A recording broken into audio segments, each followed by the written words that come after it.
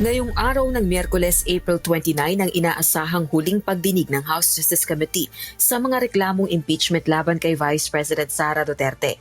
Unang reresolbahin ng komite ang gagawin sa selyadong kahon mula sa Bureau of Internal Revenue na naglalaman ng income tax returns ni VP Duterte at asawang si Attorney Manasseh Carpio. Susunod na susuriin ng House Justice Committee ang findings ng National Bureau of Investigation sa ginawang investigasyon kaugnay ng umano'y matinding pagbabanta ni VP Duterte laban kina Pangulong Ferdinand Marcos Jr., First Lady Lisa Araneta Marcos at dating House Speaker Martin Romualdez. Pagkatapos nito, kung mapagkakasunduan ng House panel members, isasagawa na ang pagtukoy kung may probable cause o sapat na batayan ang mga reklamo para umusad ang impeachment laban sa Vice Presidente. The voting will be per complaint, no? We studied the rules. Wala siyang binanggit na per ground, but it made mention of complaint.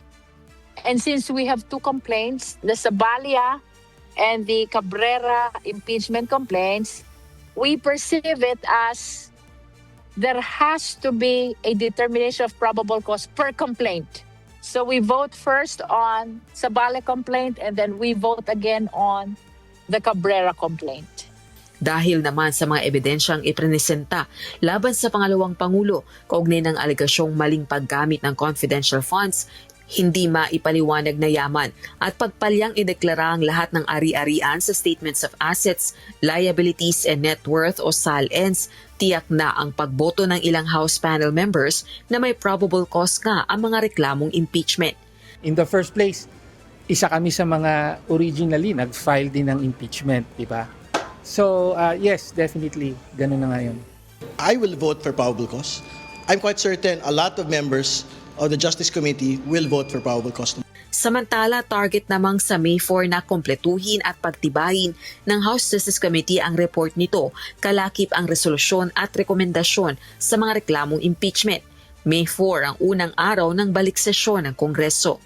On May 4, we will be having another hearing that is for the purpose of approval of our committee report, whether the same is favorable or not favorable to the determination of probable cause.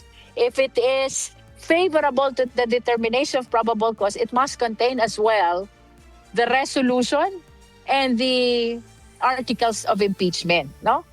Sa May 11 naman, target na isalang sa plenaryo ng Kamara at mapagbotohan ng kahihinatnan ng reklamong impeachment laban sa Vice Presidente.